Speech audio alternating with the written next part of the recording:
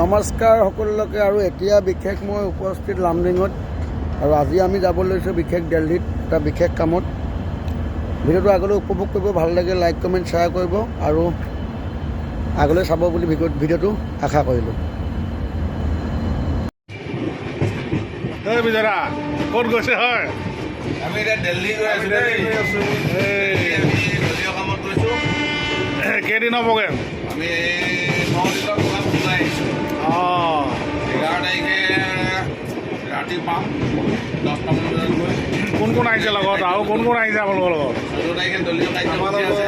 ৰঞ্জন দা আছে, আকাশ কোঁৱৰ আছে, এই মোবাইল ধৰি আছে, এণ্টনি দাস আছে, আৰু বিশাল ঘাটোৱাৰ, কিৰণ নায়ক, খগেন গগৈ, আমাৰ এইটো টিকেটো লগতে আমাৰ আৰু 3জনৰ টিকেট নাহিলে। 3জন টিকেট বিজু দৰাই কাটি দিছিলে।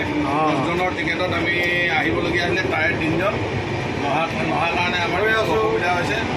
আৰু আমাৰ দিল্লীত অবিনাশ গগৈয়ে হোটেল ঠিক কৰি থৈছে। গৈ পিনে আমি তাত ৰাতি 11টা বজাত পাম। তাৰপিছতে আমি দলীয় কাৰ্যসূচী 14 তাৰিখৰ পিছৰ পৰা আমি দলীয় কাৰ্যসূচী কামত লাগিব দেই।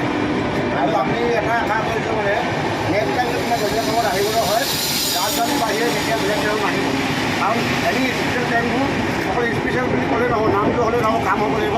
আজি এতিয়া প্ৰায় 9 ঘণ্টাৰ ওপৰত লেট হৈছে। তো ইয়াতে ক'লেও মোৰ চলকৈ সামৰি মাৰিলোঁ। সকলো খোৱাং সমষ্টিবাসী ৰাইজলৈ আমি এই দিল্লী যাত্ৰাৰ পথৰ পৰাই আপোনালোকলৈ সকলোলৈ আমি শুভকামনা জ্ঞাপন কৰিছোঁ, যাতে আমি সফল হ'ব পাৰোঁ, আমাৰ যাত্ৰাত আমি সফল হ'ব পাৰোঁ, যাতে আমি 2026 চনত আমি কংগ্ৰেছ দলৰ চৰকাৰ অসমৰ জনসাধাৰণক বিজেপি অপশাসনৰ পৰা মুক্তি দিব তাৰে প্ৰচেষ্টা আমি অব্যাহত ৰাখিছোঁ। ধন্যবাদ। কিয় নাই যুঁজ এখন হ'ব বাপু, যুঁজ এখন হ'ব, ৰাইজক মজা দিয়াবোৰক ৰাইজে মজা দিব। এ যুঁজ এখন হ'ব, এবাৰ যুঁজ এখন